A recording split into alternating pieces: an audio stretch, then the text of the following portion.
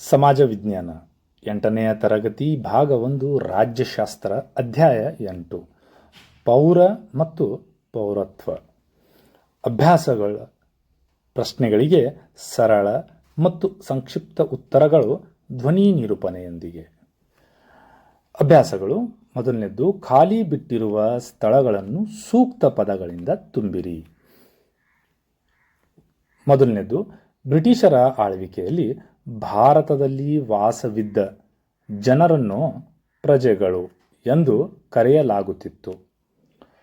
ಎರಡನೆಯ ಪ್ರಶ್ನೆ, ನಮ್ಮ ದೇಶದಲ್ಲಿ ಪರದೇಶದವರು ತಾತ್ಕಾಲಿಕವಾಗಿ ವಾಸವಾಗಿದ್ದರೆ ಅವರನ್ನು ವಿದೇಶಿಯರು ಎಂದು ಕರೆಯಲಾಗುತ್ತಿದೆ.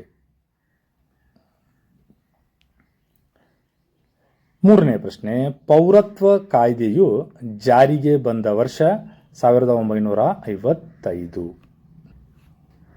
ಪ್ರಶ್ನೆ ಸಂಖ್ಯೆ 4, ನೀವು ಜನ್ಮದತ್ತ ಪೌರತ್ವ ವಿಧಾನದ ಮೂಲಕ ಪೌರತ್ವವನ್ನು ಪಡೆದಿರುವಿರಿ. ಮುಖ್ಯ ಪ್ರಶ್ನೆ ಸಂಖ್ಯೆ 2, ಕೆಳಗಿನ ಪ್ರಶ್ನೆಗಳಿಗೆ ಉತ್ತರಿಸಿ. 5, ಪೌರತ್ವ ಎಂದರೇನು? ಉತ್ತರ: ಪೌರತ್ವ ಎಂದರೆ ಒಬ್ಬ ವ್ಯಕ್ತಿ ಮತ್ತು ದೇಶದ ನಡುವಿನ ಕಾನೂನುಬದ್ಧ ಮತ್ತು ಸಂವಿಧಾನಿಕ ಸಂಬಂಧ. ಇದು ವ್ಯಕ್ತಿಯೊಬ್ಬ ಸಾರ್ವಭೌಮ ರಾಷ್ಟ್ರದ ಕಾನೂನುಬದ್ಧ ಸದಸ್ಯನೆಂದು ಗುರುತಿಸುವ ಸ್ಥಾನಮಾನವಾಗಿದೆ. ಪ್ರಶ್ನೆ ಸಂಖ್ಯೆ 6, ಪೌರನು ಅನುಭವಿಸುವ ಲಾಭಗಳಾವವು? ಉತ್ತರ: ರಾಷ್ಟ್ರದಿಂದ ಭದ್ರತೆ ಮತ್ತು ರಕ್ಷಣೆ ಪಡೆಯುತ್ತಾನೆ. ಕಾನೂನು ಮತ್ತು ಸುವ್ಯವಸ್ಥೆಯಿಂದ ಶಾಂತಿಯುತ ಜೀವನ ನಡೆಸುತ್ತಾನೆ. ಶಿಕ್ಷಣ, ಆರೋಗ್ಯ, ಉದ್ಯೋಗ ಮತ್ತು ಇತರೆ ಕಲ್ಯಾಣ ಸೌಲಭ್ಯಗಳನ್ನು ಪಡೆಯುತ್ತಾನೆ. ನಾಗರಿಕ ಮತ್ತು ರಾಜಕೀಯ ಹಕ್ಕುಗಳನ್ನು ಅನುಭವಿಸುತ್ತಾನೆ. ಸಂವಿಧಾನ ನೀಡುವ ಮೂಲಭೂತ ಹಕ್ಕುಗಳನ್ನು ಪಡೆಯುತ್ತಾನೆ. ಚುನಾವಣೆಗಳಲ್ಲಿ ಮತದಾನ, ಸ್ಪರ್ಧೆ ಮತ್ತು ರಾಜಕೀಯ ಭಾಗವಹಿಸುವಿಕೆ ಅವಕಾಶ ಪಡೆಯುತ್ತಾನೆ. ಉನ್ನತ ಸರ್ಕಾರಿ ಹುದ್ದೆಗಳನ್ನು ಅಲಂಕರಿಸಲು ಅರ್ಹನಾಗುತ್ತಾನೆ. ಎಲ್ಲ ಸಾರ್ವಜನಿಕ ಸೇವೆಗಳ ನೇಮಕಾತಿಗೆ ಅರ್ಹತೆ ಹೊಂದಿರುತ್ತಾನೆ. ಪ್ರಶ್ನೆ ಸಂಖ್ಯೆ 7, ಭಾರತದಲ್ಲಿ ಪೌರತ್ವದ ಕಾನೂನುಗಳನ್ನು ರೂಪಿಸುವ ಅಧಿಕಾರ ಹೊಂದಿರುವ ಸಂಸ್ಥೆ ಹೆಸರು? ಉತ್ತರ: ಭಾರತದಲ್ಲಿ ಪೌರತ್ವದ ಕಾನೂನು ರೂಪಿಸುವ ಅಧಿಕಾರವನ್ನು ಸಂಸತ್ತು ಪಾರ್ಲಿಮೆಂಟ್ ಹೊಂದಿರುತ್ತದೆ. ಪ್ರಶ್ನೆ ಸಂಖ್ಯೆ 8, ಪೌರತ್ವ ಪಡೆಯುವ ವಿಧಾನಗಳನ್ನು ತಿಳಿಸಿ. ಉತ್ತರ: ಪೌರತ್ವ ಪಡೆಯುವಲ್ಲಿ 2 ವಿಧಾನಗಳು. ಅವುಗಳೆಂದರೆ ಸಹಜ ಪೌರತ್ವ, ನ್ಯಾಚುರಲ್ ಸಿಟಿಜನ್ಶಿಪ್. ಎರಡನೇದು ಸಹಜೀಕೃತ ಪೌರತ್ವ, ನ್ಯಾಚುರಲೈಸ್ಡ್ ಸಿಟಿಜನ್ಶಿಪ್. 9, ಸಹಜೀಕೃತ ಪೌರತ್ವವನ್ನು ವಿವರಿಸಿ. ಉತ್ತರ: ವಿದೇಶಿ ಪ್ರಜೆಯೊಬ್ಬರು ಆ ದೇಶದ ಕಾನೂನುಬದ್ಧ ಪ್ರಕ್ರಿಯೆಗಳನ್ನು ಅನುಸರಿಸಿ ಹುಟ್ಟಿನಿಂದ ಅಲ್ಲದೆ ಸ್ವಯಂ ಇಚ್ಛೆಯಿಂದ ಆ ದೇಶದ ಪೌರತ್ವವನ್ನು ಪಡೆದುಕೊಳ್ಳುವ ವಿಧಾನವಾಗಿದೆ. ಯಾವುದೇ ದೇಶವು ವಿಧಿಸುವ ಕರಾರು ಹಾಗೂ ನಿಯಮಗಳನ್ನು ಅವರು ಪೂರೈಸಿದಾಗ ಆ ದೇಶದ ಸಹಜೀಕೃತ ಪೌರತ್ವ ಪಡೆಯಲು ಅರ್ಹನಾಗುತ್ತಾನೆ. ಪ್ರಶ್ನೆ ಸಂಖ್ಯೆ 10, ಪೌರತ್ವವನ್ನು ಕಳೆದುಕೊಳ್ಳುವ ವಿಧಾನಗಳಾವವು?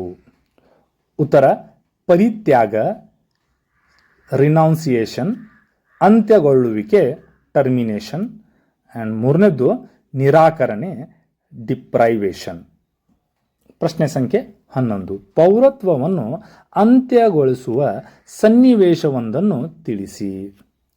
ಉತ್ತರ: ಭಾರತದ ಯಾವುದೇ ಪೌರನೊಬ್ಬ ವಿದೇಶವೊಂದರ ಪೌರತ್ವ ಪಡೆದ ಸನ್ನಿವೇಶದಲ್ಲಿ ಅವನಿಂದ ಅರ್ಜಿ ಸಲ್ಲಿಕೆಯನ್ನು ನಿರೀಕ್ಷಿಸದೆ ಕಾನೂನುಬದ್ಧವಾಗಿ ಆತನ ಭಾರತದ ಪೌರತ್ವವನ್ನು ಅಂತ್ಯಗೊಳಿಸಲಾಗುತ್ತದೆ. ಪ್ರಶ್ನೆ ಸಂಖ್ಯೆ 12. ಪೌರತ್ವದ ವಿಧಗಳನ್ನು ತಿಳಿಸಿ ಹಾಗೂ ಅವುಗಳಿಗಿರುವ ವ್ಯತ್ಯಾಸವನ್ನು ಬರೆಯಿರಿ. ಪ್ರಥಮವಾಗಿ ವಿಧಗಳು: ಸಹಜ ಪೌರತ್ವ, ಎರಡನೇದು ಸಹಜೀಕೃತ ಪೌರತ್ವ. ಸಹಜ ಪೌರತ್ವ ವಿವರ ನೋಡೋಣ. ಜನನ ಸ್ಥಾನದ ಆಧಾರದ ಮೇಲೆ ಆ ರಾಜ್ಯದ ಪೌರತ್ವ ನೀಡಿಕೆಯ ನಿಯಮಗಳು ಆಚರಣೆಯಲ್ಲಿರುವುದು ಕಂಡುಬರುತ್ತದೆ.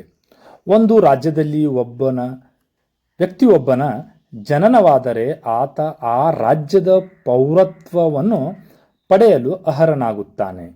ಜನ್ಮಸ್ಥಳವನ್ನು ಆಧರಿಸಿ ಪೌರತ್ವ ನೀಡುವುದು ತರ್ಕಬದ್ಧವಾಗಿಲ್ಲ ಎಂದು ವಾದಿಸಲಾಗಿದೆ. ಏಕೆಂದರೆ ಹೆರಿಗೆ ಆಕಸ್ಮಿಕವಾಗಿ ಇನ್ನೊಂದು ದೇಶದಲ್ಲಿ ಆಗುವ ಸಾಧ್ಯತೆ ಇರುತ್ತದೆ. ಅಂದರೆ ಡೆಲಿವರಿ ಮಾಡಕ್ಕೆ ಬೇರೆ ದೇಶಕ್ಕೆ ಹೋಗಬೇಕು.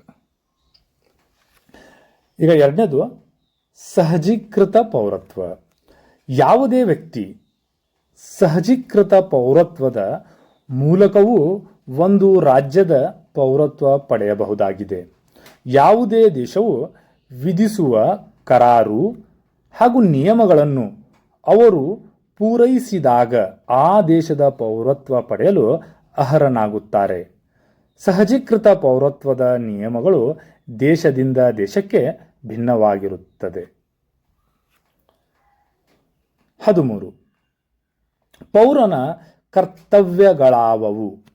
ಉತ್ತರ: ಸಂವಿಧಾನವನ್ನು ಗೌರವಿಸಬೇಕು, ರಾಷ್ಟ್ರದ ಗೌರವ ಮತ್ತು ಘನತೆಗಳನ್ನು ರಕ್ಷಿಸಿಕೊಂಡು ವಚನಬದ್ಧನಾಗಿರಬೇಕು, ರಾಷ್ಟ್ರ ವಿರೋಧಿ ಚಟುವಟಿಕೆಗಳಲ್ಲಿ ತೊಡಗಿಸಿಕೊಳ್ಳಬಾರದು, ಭ್ರಷ್ಟಾಚಾರ, ಪಕ್ಷಪಾತ, ವರದಕ್ಷಿಣೆ, ಬಾಲ್ಯ ವಿವಾಹ ಇತ್ಯಾದಿಗಳನ್ನು ವಿರೋಧಿಸಿ ಅವುಗಳನ್ನು ತಡೆಯಲು ಸಂವಿಧಾನಾತ್ಮಕ ಮಾರ್ಗೋಪಾಯಗಳನ್ನು ಪಾಲಿಸಬೇಕು.